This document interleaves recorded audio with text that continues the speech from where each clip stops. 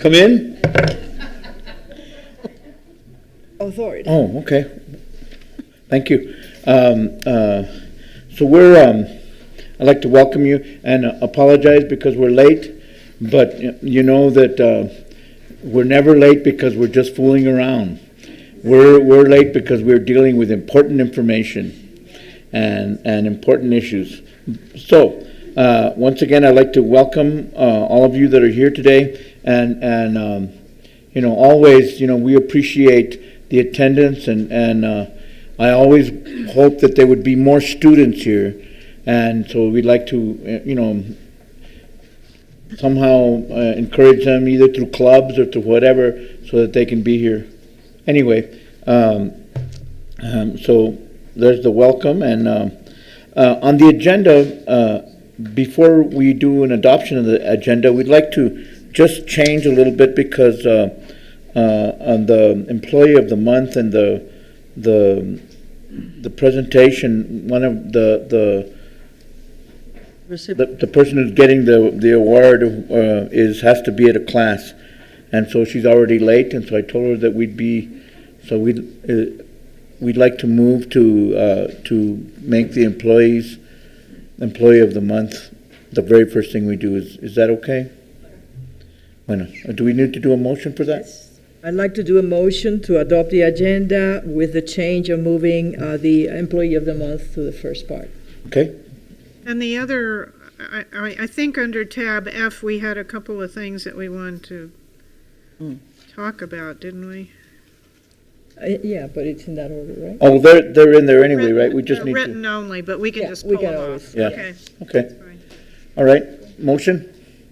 So moved. Second. Okay. All right. Those in favor of changing the agenda as stated. Aye. Aye. All right. Those opposed? I know. Okay, so let's move on, and so we'll start off with our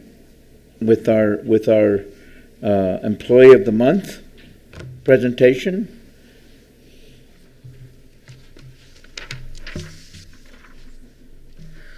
And Teresa, I'm going to expect you to say something, okay?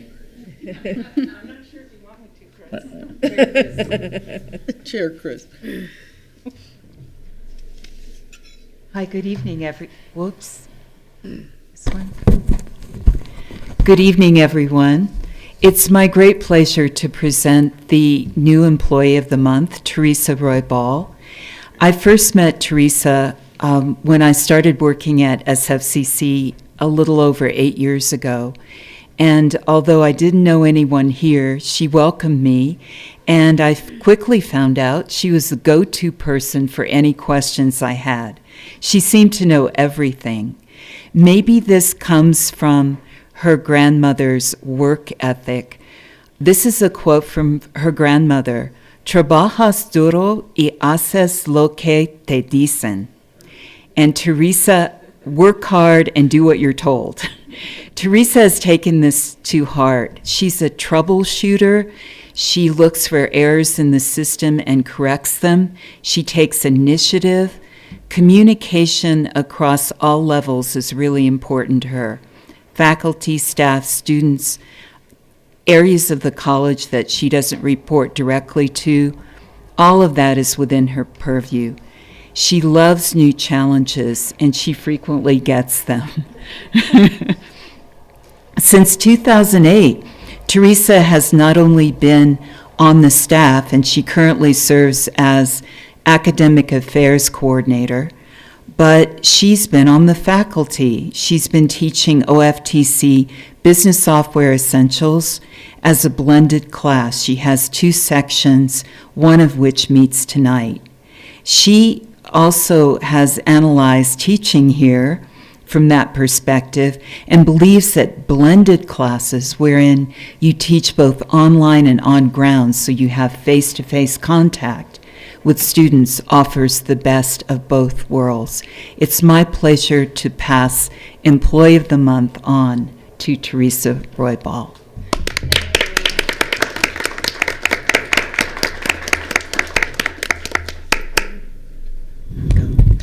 Thanks, Martha. That was very nice of you to say.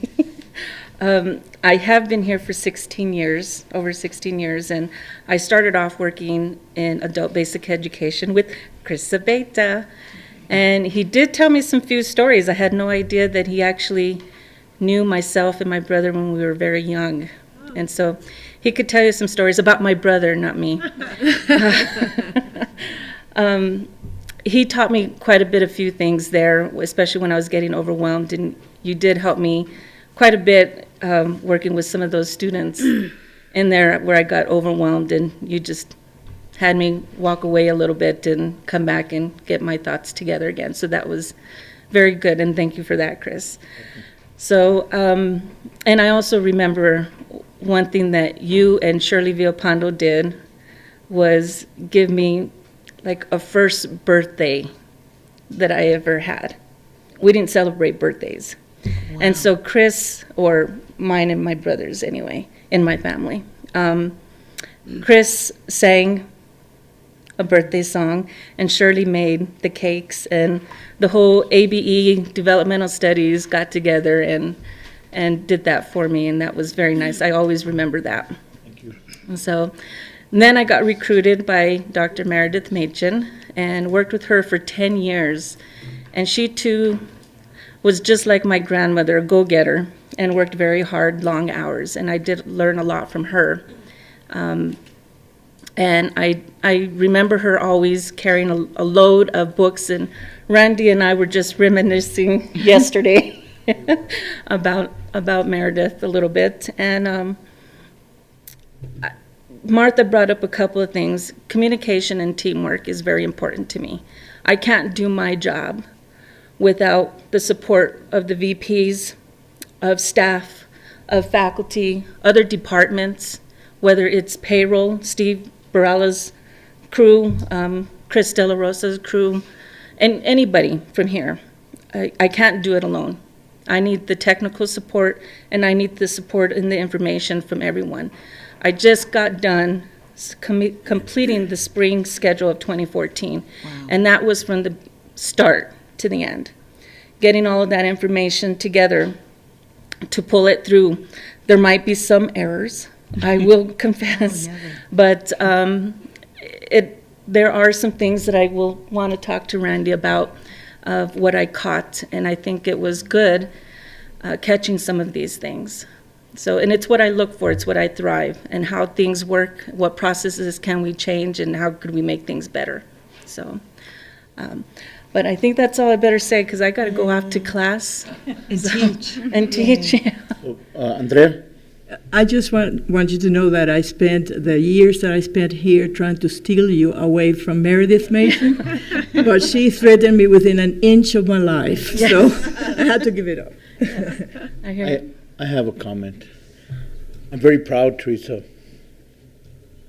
because we had a great crew in ABE, and we helped a lot of students, not just because of me, but because of you and Shirley, so that you guys know who Shirley is, and other students have become teachers, and it's a wonderful feeling to know that I got to work with you guys, and I am very proud of you to be here. Thank you.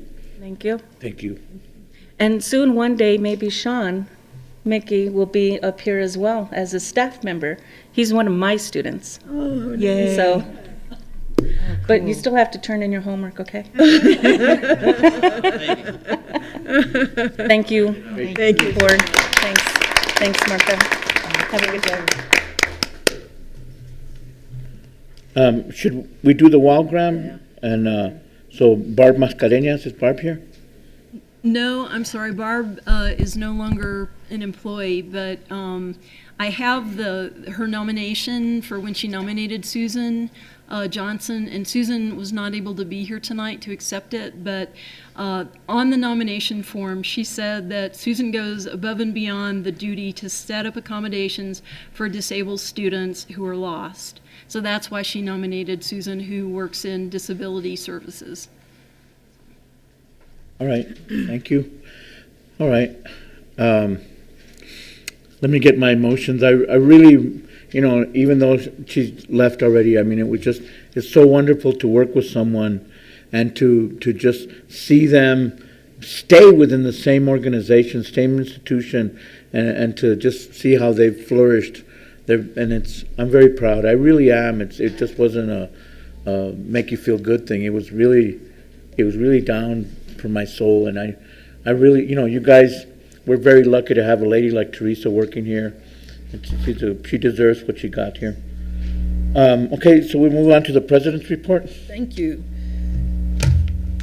Well, this has been a busy month, and all of you know that I did the Univision program. And the greatest thing about it is that Janet put it on an email, and many students watched it. And so now students come up to me and talk to me about the Univision program that I did. And so thank you, Janet, and it really feels good when students take the time to, and that they agreed with the things I said. And some of them saw it in Spanish and understood, and then it was translated, so they saw it both ways. I have worked with Deborah Bolt and the executive team, and we have decided that we would like to have a celebración for our 30th. And if you remember, Janet presented all of the events that are going to be occurring this year. Some have occurred every year, but we're giving them a 30th kind of spin. But May 2nd, if you will please put that on your calendar, will be the celebración. And we will have it here at the college. And we will honor some of the people, and we're doing the research to make sure that we're honoring the right people, and that really made contributions for the beginning of this college. And so we really look forward to that. In some of my discussions with faculty and staff and students, they brought up that they wanted to have the clips of the president, the Senate president, the faculty Senate president, and the staff Senate president, the student government president, and then my report as clips, because a lot of people want to see those but don't want to see the entire board report. And so we're going to be doing this so that the clips will be easily accessible to faculty, staff, and students to update themselves on what's going on at the college without having to see the entire program. And as you saw and will hear, we continue to increase the number of students, and the Center for Academic Transitions is working hard with the Welcome and Advising Center to ensure that as the students come in, that through their one credit course of Strategies for Succeeding in College, they're choosing their majors. That means that they can change them, but if they choose, they are more on task and then able to complete. Thank you. Did you need to go over the draft of the administrative structure?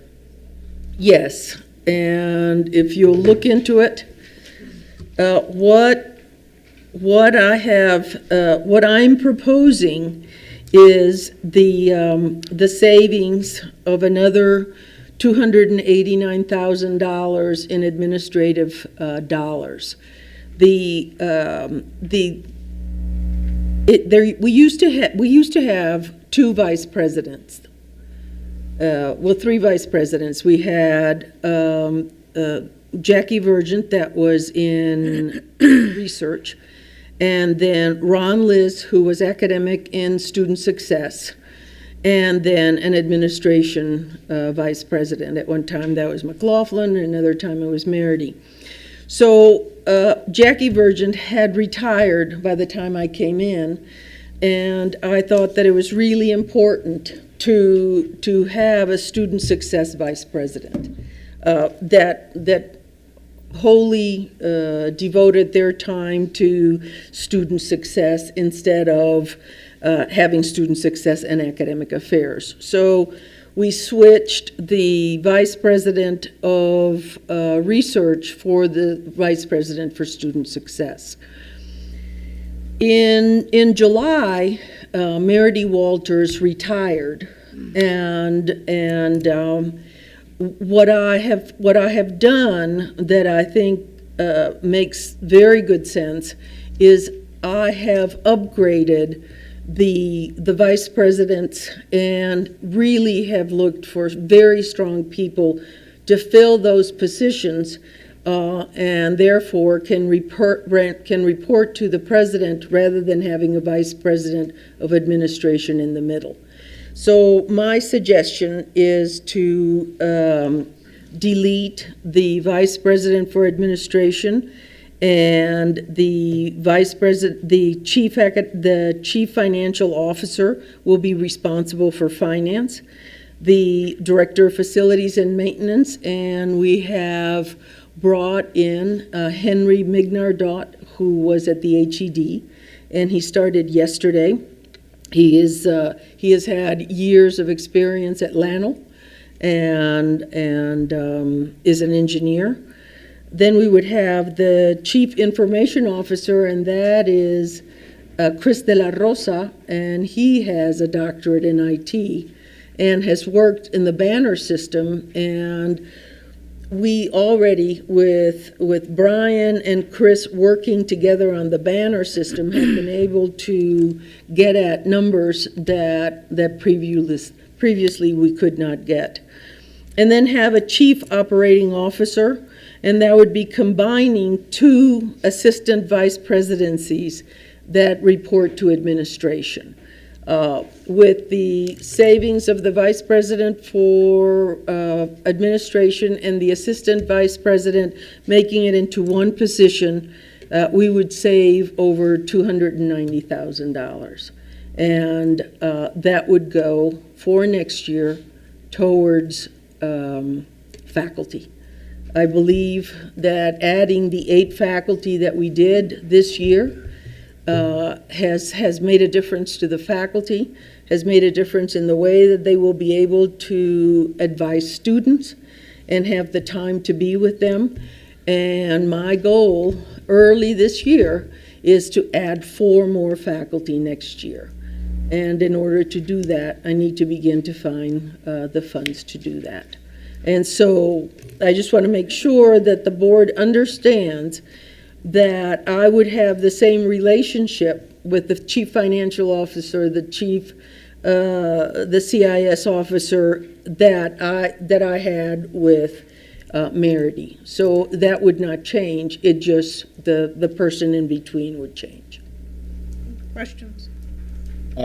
Linda? So when you originally talked about getting rid of the vice president for finance and administration, you said that it was only going to be for a year, and so now you're proposing this would be permanent?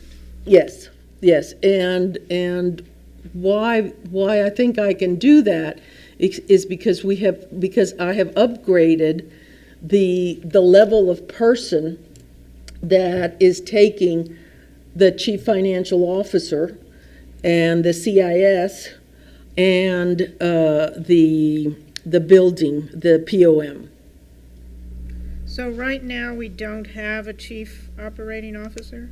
No. What are the job duties for that person? The chief operating officer would be looking at the cafeteria. It's all of the two positions that are assistant vice presidents. We would be combining them into one, and that's the cafeteria, the East Wing Eatery, the bookstore, and those.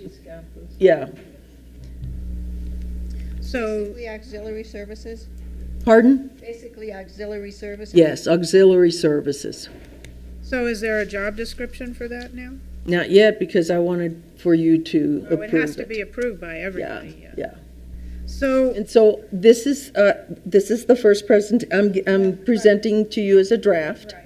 And then I'm presenting it to the faculty senate and to the staff senate and as a draft for discussion, and this would be implemented in January. But this says it's been ratified by the executive council. What does that I mean? don't know where you've. I don't I'm know. reading down here at the very bottom. Okay, let me see. That's not what I Is that have. to be ratified? Yes, to be ratified. Okay. So now this new person we hired for Director of Finance, Facilities and Maintenance, so what was the search process on that? Because I know It's just 1 year. hired. For the Henry, it's just for 1 year. So there was no search No, process? there was no search. It is for 1 year. Henry is aware of it, and I'm doing with him the same thing that I did with Carmen, and that is that you offer them a 1-year contract, and at the end of the 1-year contract, they may apply. We will do a national search, and they may apply. Carmen decided to apply, and she was chosen by the committee. And so we would do the same kind of process with the Director of Facilities and Maintenance. It would have taken us 6 to 8 months to do the process. And with the HEC being built, I thought that it was really important that we have someone right away that is knowledgeable, that was interested in coming, and that would get us over this year, and then we can do a good process for 1 year. I guess we'll talk about this when the board reviews the personnel policies. So there's no requirement in our personnel policies about conducting searches for all positions? We actually have a resolution from this board in 2008 that waives the searches, which to me is very strange. But it was waived in 2008. For all searches? For all higher up searches. And But- that Better is- get rid of that Yeah. resolution. But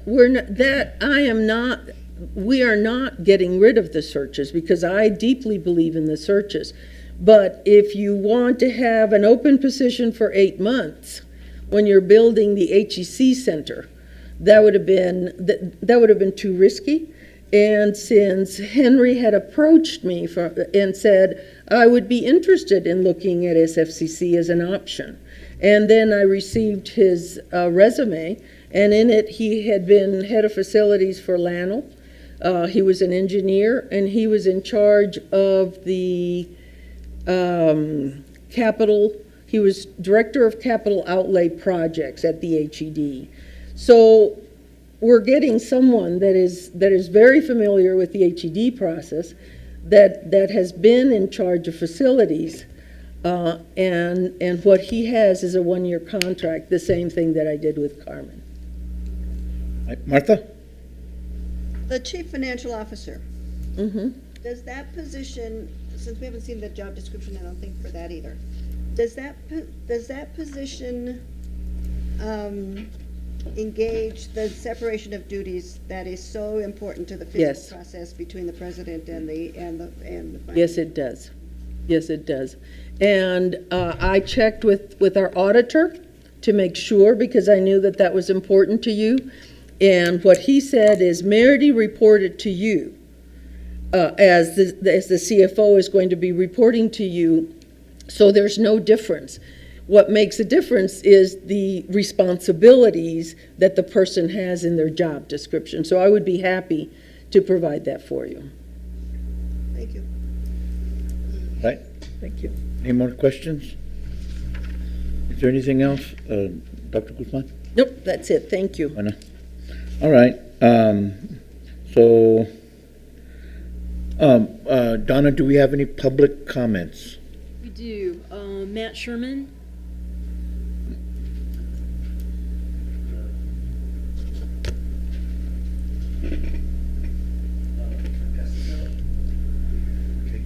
Remember, 3 minutes. 3 minutes now. Wasn't it 3 minutes? It's always been 3 minutes. I think that was a gift the last time. I don't know. It does say on our public comments 5 minutes.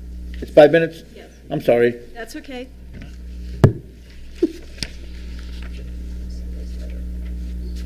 Sorry, 5 minutes. I'm sorry.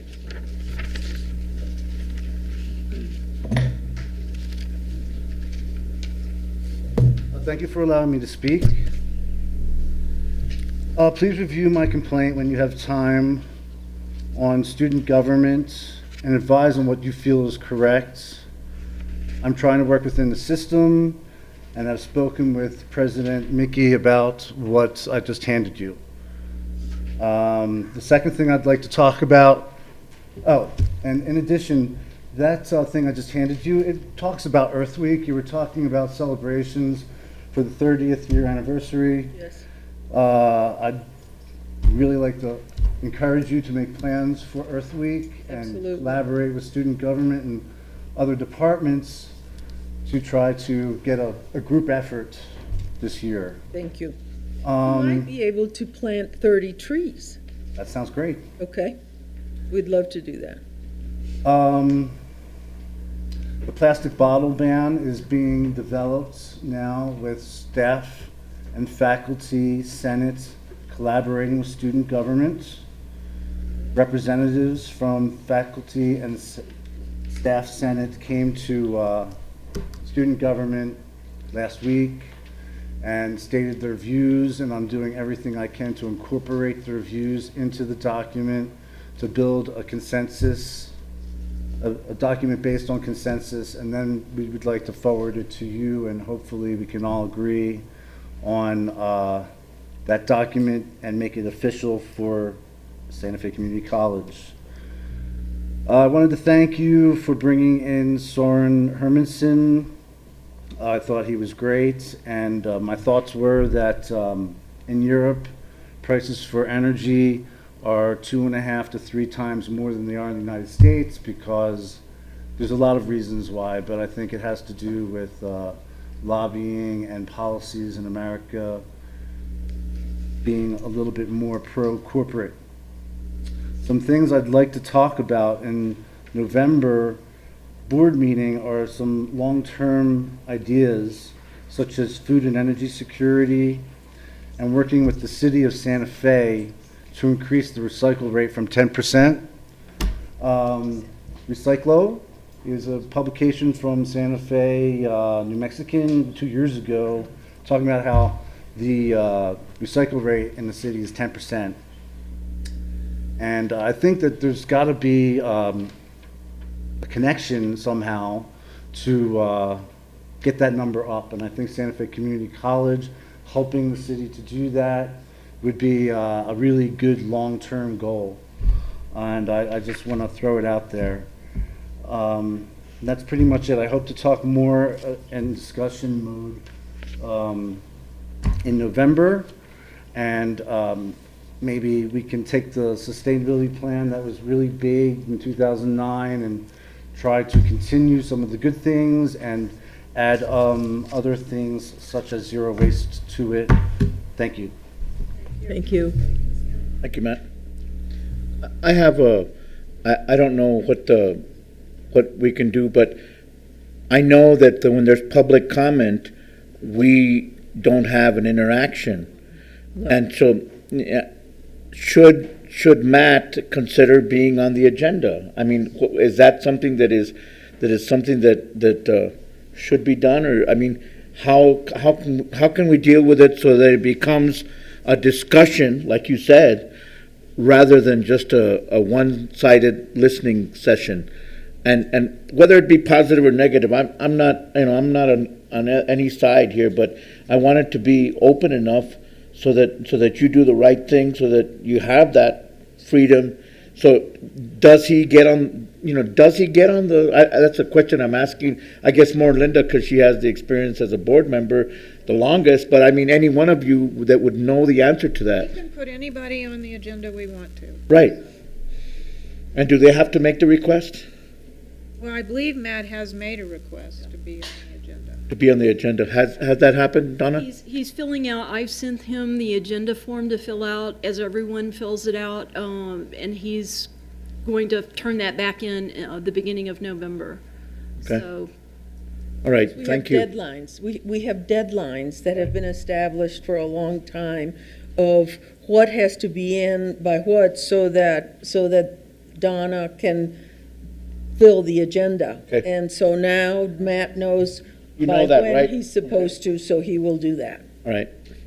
And would there be a slideshow, or would there be a PowerPoint available or whatever, or is that even necessary, or? That's up to Matt. I mean, he submits whatever his backup materials Okay. are at the All right. time that he turns in his agenda. That's really critical, just to be open to that. Thank you, Matt. All right. Let me get to where I'm at here. All right. Tab B, and that would be communications, the faculty senate report. Are there any other I'm sorry. comments? No, No. that was the only I'm sorry. I person. jumped It's ahead the of only you. person that signed up. Thank you. Okay. Yeah. Go ahead. Mr. Chairman, Dr. Guzman, members of the board, good evening. The minutes that you have before you, I believe, in the board packet are then the concerns and information that I brought forward at the last board meeting a month ago. Since then, I'm happy to report that we've been able to enter into dialogue with Dr. Guzman, the administrative team, and we're reviewing the council structure process. I really appreciate some of the information that was forwarded by Dr. Romero that's been very helpful. We're to meet on Monday, I believe, to evaluate what would work better, more equitably and more accessible as that process. I don't guess I'm letting anything out of the bag, but there's certain conversations then about perhaps reducing the number of councils, perhaps trying to stagger them onto Friday morning opposite faculty senate, so that Friday morning is contributed to some of that participatory and shared governance process. That does not leave enough time then for all those councils necessarily to meet. Some may move into then Friday afternoon. There's other review of looking at maybe a 3 to 5 time slot Monday through Thursday to see where that time slot could begin. But that's a big improvement, and we're glad to have that, and we appreciate the time and consideration that's come forward to enable that and allow us to then really rediscover or re-enter into a conversation about how these structures can work for the constituents of the college. Other issues that are finding their way through Faculty Senate, adjunct faculty concerns around Affordable Health Care Act are entering into concern. We met with Dr. Guzman yesterday, and some of that was discussed, and so that's just kind of an ongoing conversation really at this point. There's an active concern by some members within the adjunct faculty community about will they be eligible, what is their role in the college on an ongoing basis like that.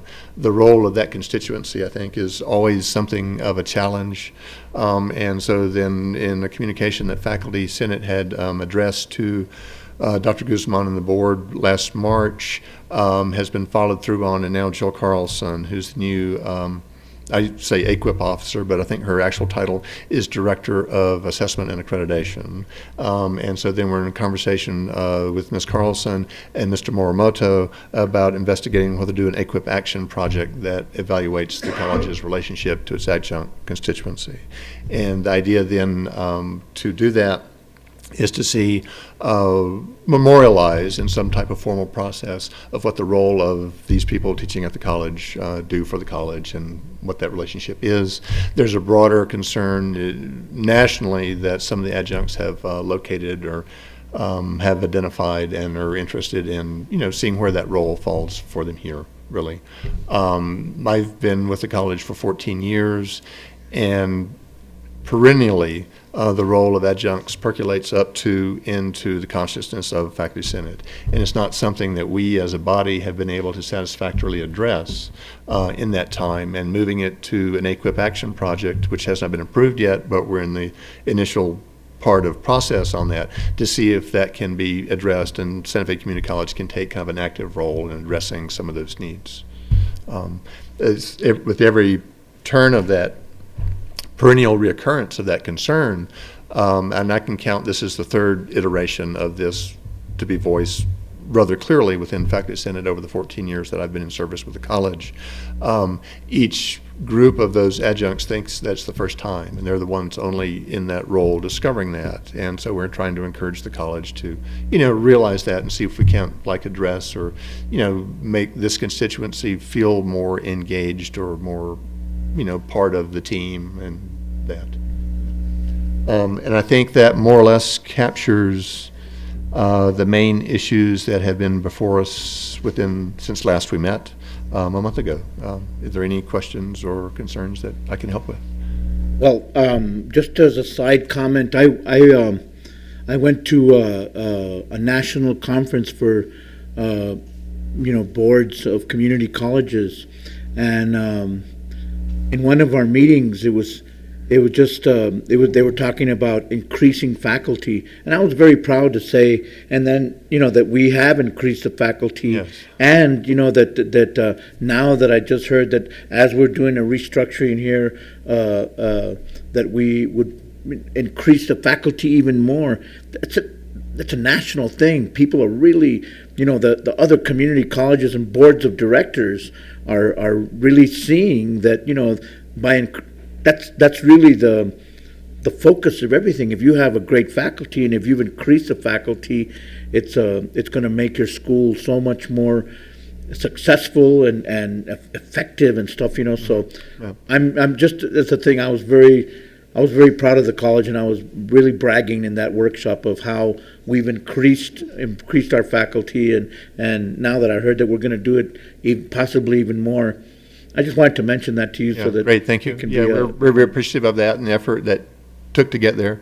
I think, I'm not sure what the numbers are in front of me. We've asked for information from institutional research to provide, but it's a good time for the college, I think, to be looking at this because you can show a leveling or some movement in the ratio of adjunct to full-time. Right. Right. And it's been, it's, Years. yeah, it's a good time that way, So I have a question ahead, about Linda. so how many hours would a part-time faculty work? Would they be considered 30 hours, 20 hours? I know it depends. Some people are teaching one class, some people are teaching 3. Yeah, it varies. Carla's here. Probably. Carla, do you want to address that? Or- Randy. Okay.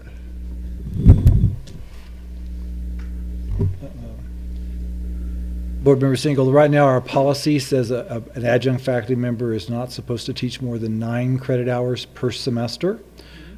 As we all know, there's been exceptions.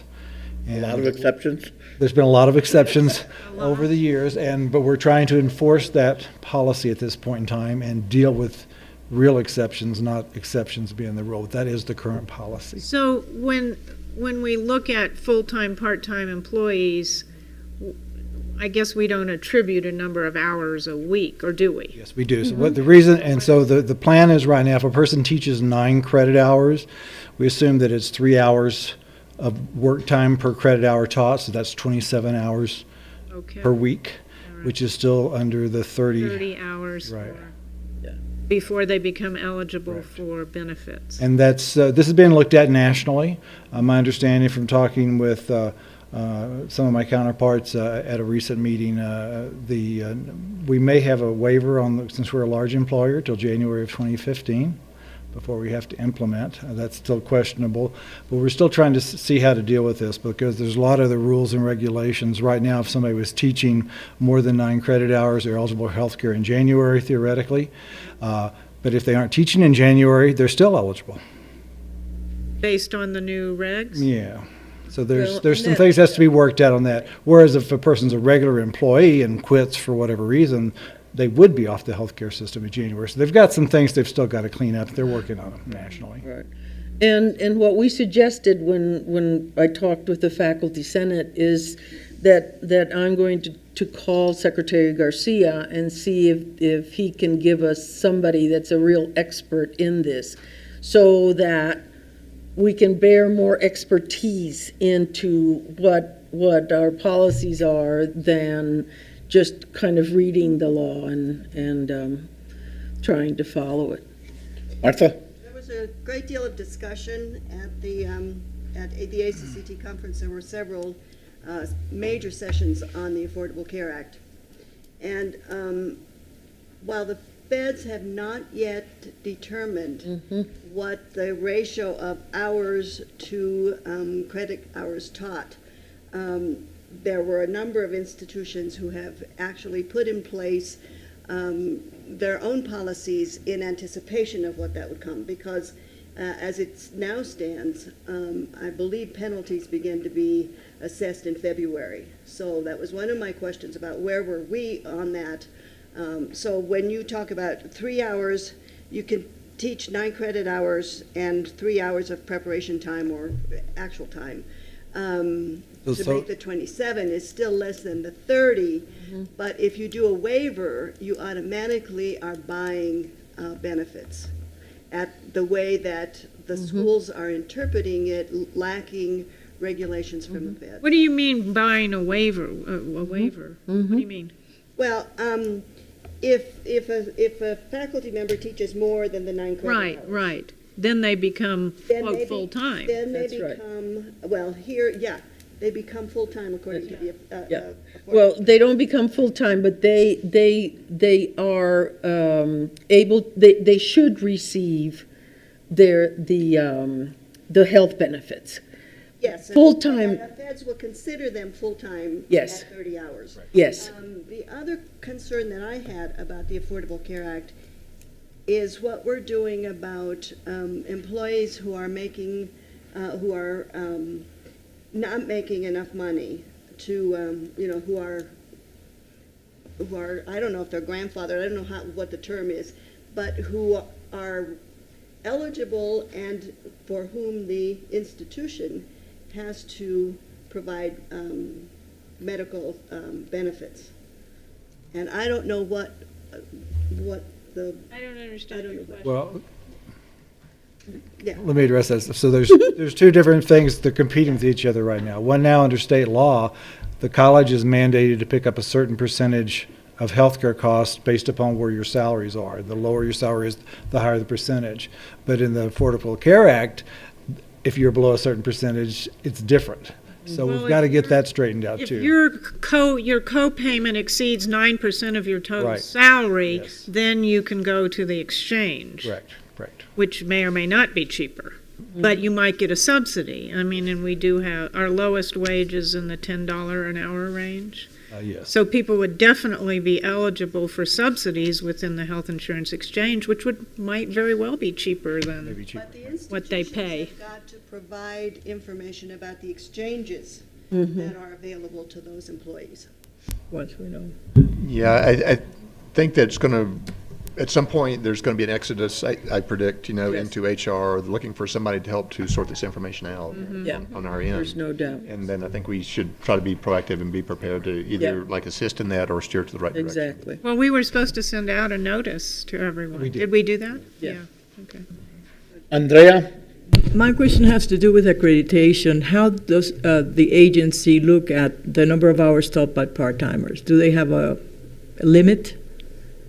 Well, it depends upon, like, we just had our nursing accreditation. Well, I'm talking about, yeah, So it just Yeah. depends, by program That's- area, it's different. that's different, but In nursing, what they call more it. than 50% of your adjunct have to be master's degree. They do look at the percentage. I don't think, in general, there isn't anything that the North Central Association has looked at for the for rest. requirements. I think some other accrediting associations Yeah. do have some rules. Sachs, yeah. But North Central does not, Wow. best we can tell. Hmm.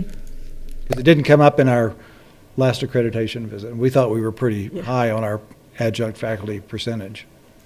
Thank you. Yeah, So thank you. maybe we should have a report every month until we figure out what we're supposed to do with ACA, just an update.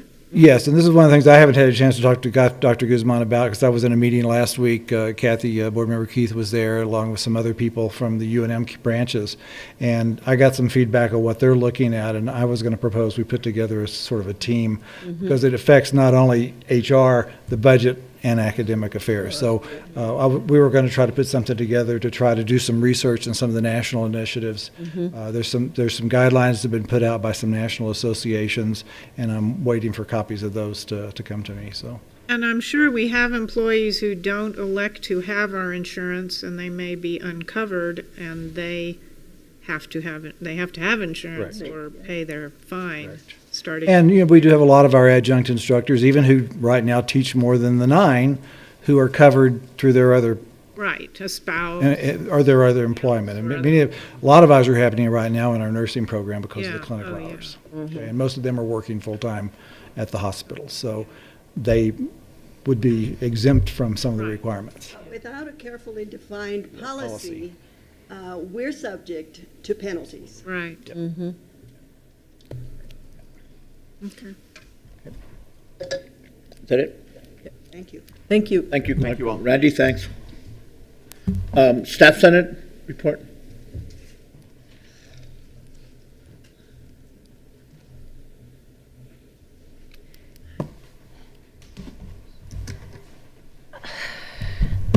Good evening. Nice to see you. I'd like to introduce, my God, Zuby Wilson. Stage fright, don't worry. I'd like to introduce Zuby Wilson as the new co-chair of Staff Senate. I can't quite remember how the elections went, but we have actually, we're a slate of 4 new officers. So Zuby and I are the co-chairs. Vaughn Hagman, who's in the back row, Vaughn, is our new communications officer. And Linda Castle is our new secretary. So we are fully staffed. You have the Staff Senate meeting minutes from September 18th, which at the time we did not have a secretary. So Zuby was good enough to take those minutes. And we've had a meeting since, but did not have the minutes approved in time to get them into the packet. So you'll see those next time. We've spent a lot of time in the last several Senate meetings, looking at policies. A lot of policies coming through the councils are coming through Staff Senate. And so we've spent a considerable amount of time looking at those. And one of the things that we realized, not just from that, but just in terms of trying to put agendas together for the meetings, was that we weren't meeting frequently enough. Whereas Faculty Senate meets twice a month for 2 hours each meeting. Staff Senate was meeting once a month for 1 hour. So we've added a second monthly meeting, so we're now meeting again twice a month, which will give us more opportunity to discuss materials coming through the councils, but also staff-specific issues. And related to that, it's also challenging oftentimes for folks to get to the Staff Senate meetings for the timing. So we've set we're holding one meeting in the morning, one meeting in the afternoon, so that we'll give more opportunity for people to participate. And then Zuby, I think, why don't you introduce yourself and then mention something else we've been talking about. Yeah, and also one of the things we added a second meeting that's at a different time, so people who had difficulty scheduling in the first meeting now can everyone can make it to one of the 2 meetings. But I think beyond that, we're trying to look very hard at, there are a lot of people who either are not interested in or would be very difficult for them to make it to meetings in general, and how can we reach out and represent people who are unable or it's not a priority for them to come to meetings, but still have concerns. And not just concerns, we also really want to look at this more as not just there's things that are wrong that we need to fix, but there are things that we'd like to do that are going to enhance our ability to serve the students better at the college. And I think that's an attitude we really want to bring to the Staff Senate to really make it a very positive body, really helping to make this a better place. Great. So, and next time, now that we know that we have our own clip on TV, we'll try to be more entertaining. Having been a former staff member and having done Staff Senate, one of the things we did back in the day, as my grandkids say, back in the day, we looked at every department. We looked at actually the structure of the college, and we looked at it and said, do we have representation for the staff from each of the departments that we're looking at, from major, because each one is divided down, and so that's what we started looking at, and it was difficult. And I think now we have a lot stronger administrative support and board support that you should go for it, and actually, and it doesn't. I don't think personally now the way things are is that it's not necessarily a physical attendance. It could be virtual attendance type of thing, and I think that's okay too. So anyway, We've been, for meetings, Dr. Guzman has a meeting with the Staff Senate officers every month in addition to our regular Staff Senate meetings. And for both of those, we encourage folks who can't attend the meeting to bring agenda items forward so that we can discuss them in the Senate and get back to people. One of the things that we're talking about is actually going to the different departments. There are some departments where it's simply not feasible for them to get away. It wouldn't matter when we met. So we want to go to them and be able to solicit their input and bring it back for Staff Senate discussion. that's real critical. And then we're also in the process of reviewing our Staff Senate Constitution, which has not been reviewed since it was created a long time ago. And so that will also give us an opportunity to revisit issues like representation from the different. My personal thing is I would like to see a lot of our staff that are Spanish, their first language, that they be included, whether it be through individual communication or attending the meetings. I mean, that's what I worked for back then, and I think it's really important to work for that now. That's my preference, man. And when we were writing a letter to the president, we did pilot where we actually had that all translated into Spanish. And one of the things we run into then is a lot of the people who don't speak English also are not don't really get onto the computers to look at their campus emails. So it is going to take a great deal of outreach and figuring out how to deal with the language barriers as well. I think it's worth it. No, absolutely. Absolutely. And I think that opening up the meetings that the Staff Senate has with me to more than officers, I think has done, it has been well received, as well as we've opened up the meetings that I had with the Senate officers. We've broadened it where anybody can come, and we advertise those meetings, and we don't stick to the agenda, but people can come in and ask questions as they wish. Okay. Thank you very much. Thank you very much. Thank you. Thank you. Thank you.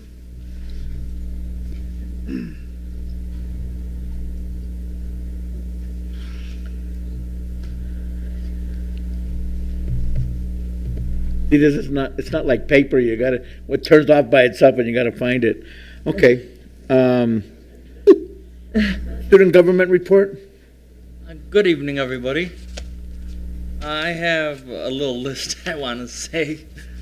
First, I would like to get advice from the Governing Council on whenever you get a chance to go over what Mr. Sherman gave you, to see what you guys think, and that way I could get a little handle on what I should do, like get some advice.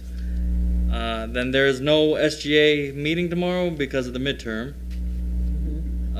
Also, I'm looking into SGA executives and senators volunteering at a local homeless shelter serving food. Also, the SGA execs volunteered for Keep Santa Fe Beautiful a few weeks ago, picking up trash along the highway and stuff. Also, I will be attending the Staff Senate meeting tomorrow from 10 to 11. That way we could try working on getting the... Oh, don't shake your head over there, Vaughn. Work on getting together with other students about the whole rewarding the water bottle ban and their concerns. And last but not least, we also need Halloween night needs volunteers for passing candy out to children. So please see Janet Berry down in OSD. And that's it. Thank you. I have a question. So, did the budget for student services get cut in this fiscal year? No. Beginning July 1? You're talking about what Mr. Sherman Yeah. did, right? No, he's having a problem that for the last 2 years they have brought up the they passed the budget in September, but this year we did it the last meeting in May. So he feels that he kind of got shafted on the thing because they couldn't voice their concerns. But you didn't lose any money? No. So the budget is exactly the same, maybe a couple hundred off from what it was last year. Okay, so no area of anything. No, was- he thinks that because he wanted to voice concerns about how he thinks the money should be spent, I guess, and like Okay. for the students and all. Question, did you advertise, did you let people know that that was gonna happen in May? I think the week before, because at that time I was just a senator. Ah. And the week before, I think we did, but it was on the agenda for the 8th, which every person gets an agenda. So there were some issues with that. Is that it?